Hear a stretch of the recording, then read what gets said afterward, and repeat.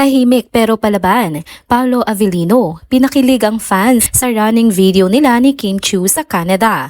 Showtime Family, Good Vibes sa Vancouver, Kim Chiu. Bunot na naman sa asaran at tawanan sa stage. Tara, kwentuhan muli tayo.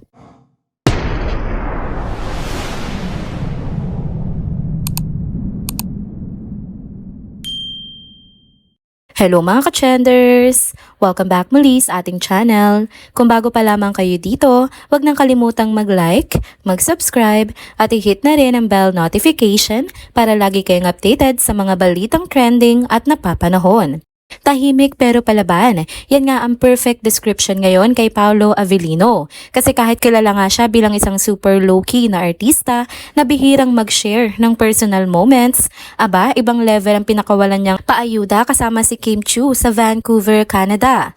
Grabe mga ka-trenders, halos mangisay talaga ang buong Kim Paulandia sa kilig nang makita nilang unexpected na post ni Paolo sa kanyang Instagram. Imagine, siya mismo ang nag-upload ng video na makikitang tumatakbo silang dalawa ni Kim at obvious na sobrang saya nila sa candid, natural at sweet na bonding moment na parang sinadyang ipasilip sa mga fans para lang kiligin tayo ng todo.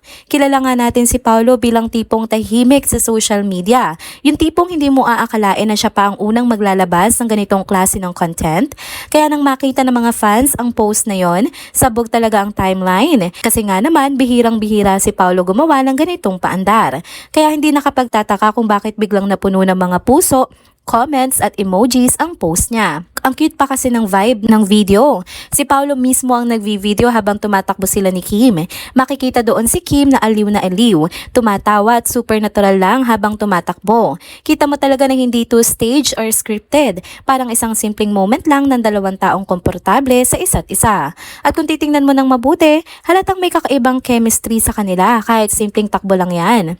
Bago pa lumabas ang running video na iyon, nag-share muna si Paolo ng isang clip na napag-usapan na nga natin sa nakaraang video kung saan kinukuhanan niya ang mga dahon at ang paligid kung saan sila tumatakbo. Very aesthetic, very chill. Tapos maya-maya lang, bigla niyang inikot ang camera at boom, naandoon nga si Kim nakaupo lang.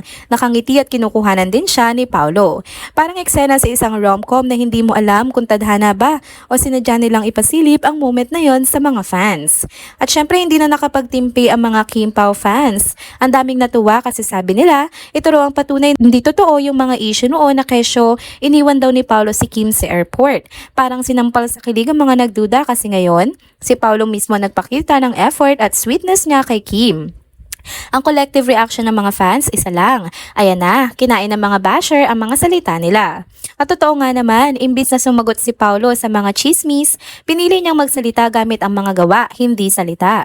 Walang caption, walang paliwanag. Pero sapat na yung video para maintindihan ng lahat kung gaano nila kakomportable at ka-close ang isa't isa. Minsan talaga, yung mga tahimik, sila pa yung may mga pinakamatitinding banat pagdating sa pagpapakita ng totoo nilang nararamdaman. Isa pa sa napansin ng fans, consistent na yung routine ng Kim Pao sa tuwing nasa abroad sila. Lagi silang may run together moment sa Taiwan, Japan at ngayon sa Canada. Hindi nawawala yung bonding nila sa labas habang nag-e-enjoy sa nature at sa simpleng buhay.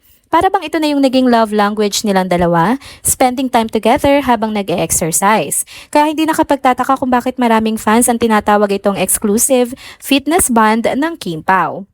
Kung iisipin, simple lang yung mga pinapakita nila. Isang video, isang simpleng run, walang malalalim na caption. Pero sa likod nga ng mga ganitong posts, andun yung natural na chemistry at comfort nila sa isa't isa, na siyang dahilan kung bakit lalong kinikilig ang mga fans. Parang hindi mo kailangan magsabi ng kami na o mag-post ng PDA para maiparamdam sa tao na may espesyal sa pagitan nyo.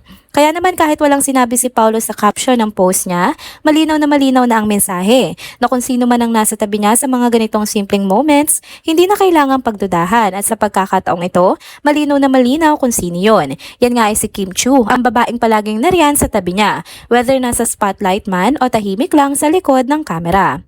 Kaya mga ka-chenders, aminado naman tayong lahat. Ibang klase talaga pag Kim Pao ang usapan. Kahit simpleng IG post lang, nagiging malaking balita. Tahimik pero palaban. At kahit walang salita, mararamdaman mo yung kilig at koneksyon na hindi kailangang ipaliwanag. At kung ganyan lagi ang mga paayuda nila, aba mukhang mahaba-haba pa ang pagsigaw at kilig ng buong Kim Paolandia sa mga susunod na araw. Next topic naman tayo mga ka-chenders. Grabe, may bagong nakakatuwang eksena na naman si Kim Chiu kasama ang It's Showtime family sa kanilang show sa Vancouver, Canada. As usual, hindi nawala ang asaran at tawanan. At syempre hindi rin palalampasin ni Vice Ganda ang pagkakataon para kulitin si Kim. Habang super lively ng crowd, nagbiro si Vice sa parang may mensahe raw si Kim para sa lahat. Syempre game si Kim at ready sa trip ni Meme. Habang lahat ay nakatingin sa kanya, nag-smile lang siya at sabay biglang kumanta. Pero mga ka-chenders, hindi lang basta kanta ha. Ramdam mo agad yung kilig vibe sa boses niya. Ang lambing ng tono, parang may halong emosyon at sincerity. Habang kumakanta, todong ngiti si Kim at parang enjoy na enjoy lang sa moment. Lahat nga ng tao sa paligid, aliw na aliw at hindi mapigilan ang kilig. Tuwan-tuwa rin si Vice sa pagkakakanta ni Kim. Lahat ng kasama nila sa stage natatawa at napapailing sa sobrang ganda ng energy. May halong asaran pero halatang proud din sila kay Kim. Dahil kahit nasa gitna ng biroan, ang compose pa rin niya at ang natural lang ng dating. At syempre hindi rin nagpahuli si Darren. Habang nangyayari nga ang kantahan at tawanan, todo react din siya sa mga pinagagawa ng kanyang bestie na si Kim. Ang saya lang panoorin kasi ang light ng energy nilang lahat. Parang magkakaibigan lang na nagkukulitan sa harap ng audience. Pagkatapos nga ng performance na iyon, halos sabay-sabay ang hiyawan at palakpakan ng crowd. Ang daming kinilig lalo na sa paraan ng pagkanta ni Kim. Maraming netizens din na natuwa kasi kahit simple lang yung moment, nagdala ito ng good vibes at kilig sa lahat.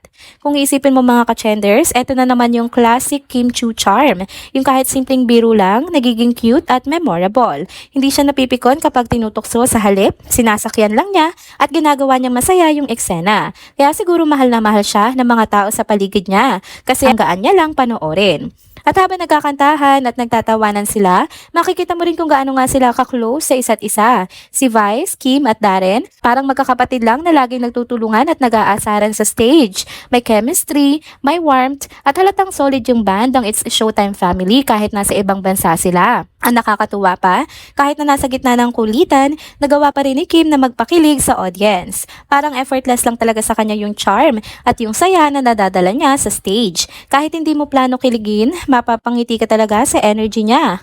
Tapos pagkatapos ng performance, sobrang saya ng lahat. Lahat ng tao, mula sa mga hosts hanggang sa audience, good vibes lang. Lahat nagtatawanan, lahat masaya, at syempre si Kim todo smile pa rin hanggang dulo. Kaya ayan mga ka-chenders, isa na namang memorable moment mula sa ating Chinita Princess at It's Showtime Barkada.